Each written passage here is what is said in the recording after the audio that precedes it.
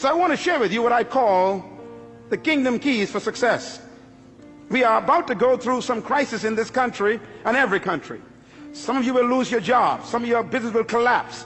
Some of you will have downsizing and right-sizing. Some of you will have problems trying to keep your house. And some of you are going to actually lose your capacity to generate income. And I've been sent here by God, perhaps just among the other leaders, to tell you, look, if you're going to make it through the crisis, you have to focus on management.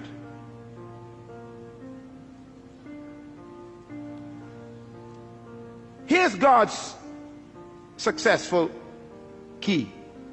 Genesis 1:28 says these words, and the Lord blessed them, and God said unto them, be fruitful and multiply and replenish the earth and subdue it, and have dominion over the fish of the sea, the fowl of the air, and over every living thing that creeps upon the ground.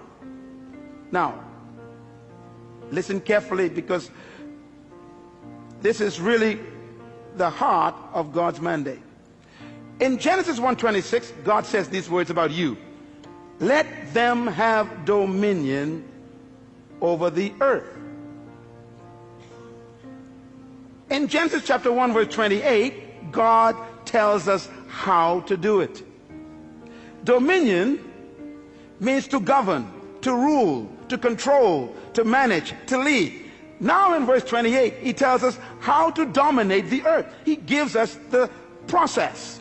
Please get your pen. You're going to write this down, because anyone who wants to dominate in the earth will have to follow God's simple process. First of all, the 4 keys or principles of success in God's program. Number 1, be fruitful. God never said to be seedful. The first command God gave man was to be what? Fruitful. It's impossible to produce fruit unless it was preceded by seed. God will never demand what doesn't exist already. So God's first command is to be fruitful. Now, when I looked at the word fruitful in the original Hebrew, it does not mean to have children. It shocked me. For example, if having children was the essence of God's command, then Abraham didn't do a good job with just one legitimate child.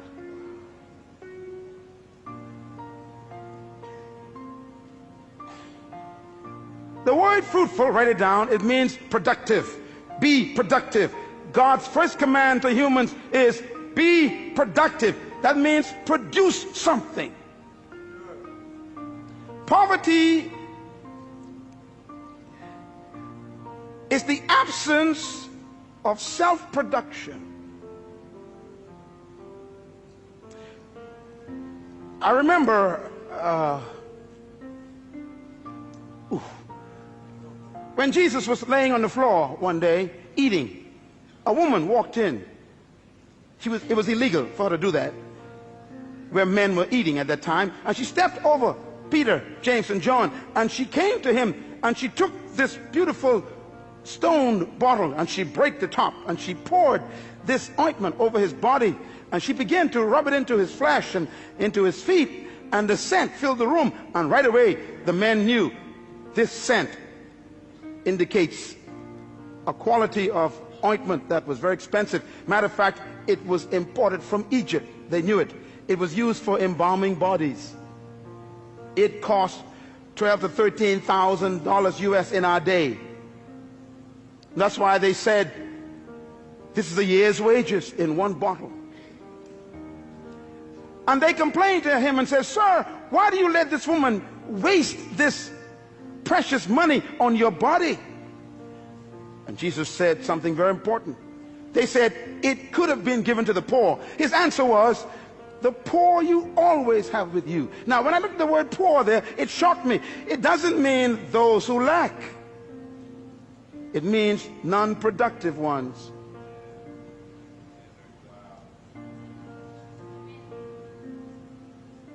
The first command of God is produce.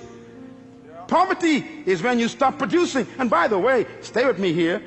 God said to Adam, be fruitful.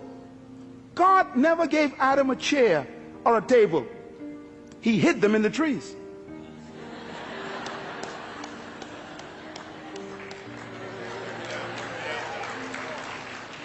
God never gave man shoes. He hid them in the cows.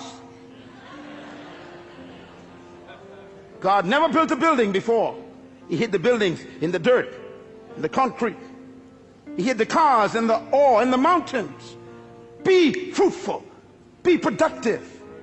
The future of Australia is not in America or England. It's in Australia. The capacity to produce is right here. Poverty is a lack of creativity, not a lack of resources.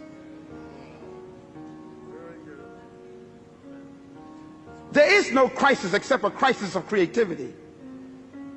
No money has left the planet. No matter what they say around the world, no money went to the moon, no money went to Mars. It's all still here.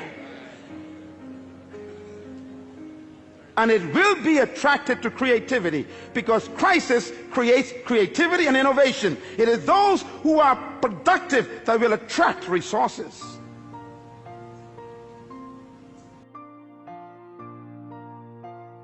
Is multiplied. Multiply means to reproduce what you produced.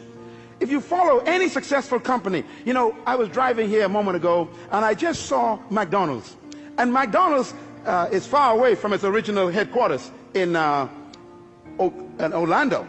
And it's amazing, when you go to McDonald's in any part of the world, it's the same burger.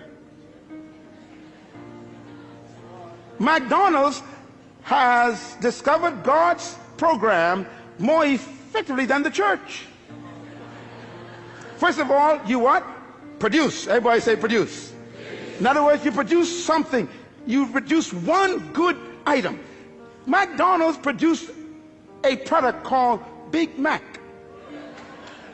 You cannot find the Mac anywhere else. That's their fruit. But having a good product, you will still die of starvation. A good idea doesn't make you wealthy or successful. You got to be able to move to stage number 2. Multiply. Reproduce it. McDonald's have to develop a system that can produce 1 billion burgers every single month. And it's the same Big Mac. In China, in Ukraine, in Mexico, it's the same burger. In the Bahamas, in Jamaica, in Trinidad, in London, it's the same burger. Why? They have learned to move God's second stage. They produce and then they reproduce.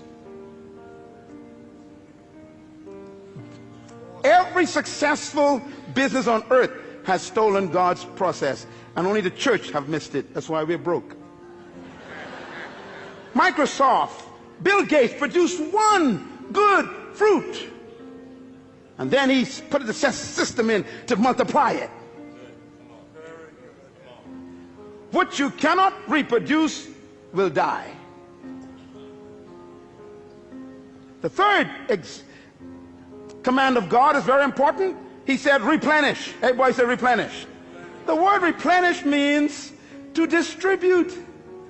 You know, it's incredible. God's ideas are all business ideas. Why? You are a manager.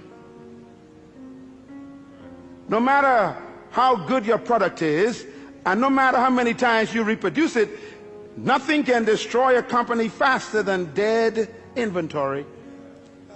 Come on, businessmen, talk to me. You can have the best product in the world in the warehouse and still die of starvation. You must move to the third level of success, and that is distribution. This church was not built by God just to become a good product. He wants to reproduce this 1,000 times in the city. And then he wants to distribute it to other nations of the world.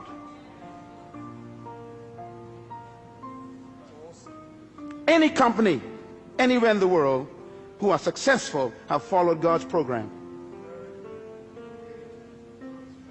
The fourth level of God's success management program is, he said, subdue.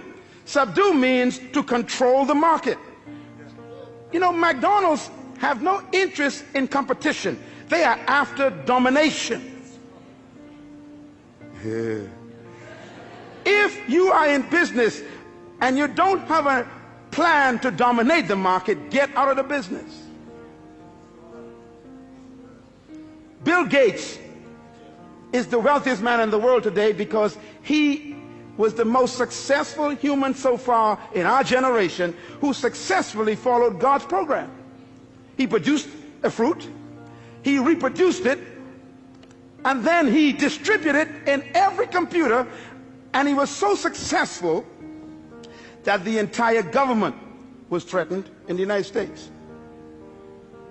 He began to dominate the entire computer market. So they called him into Congress, sat him down, and said, "You can't do this. You're too successful.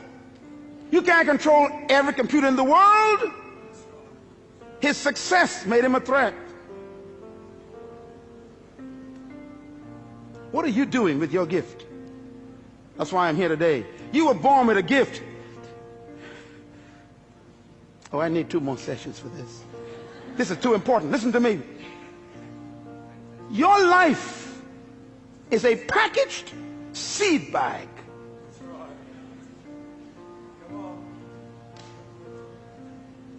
Subdue, control. And God says if you follow these 4 principles, be fruitful, produce your gift, your product, multiply, reproduce it, replenish, distribute it, subdue, control the market, the result will be dominion. Dominion, therefore, is not a pursuit, it's a result.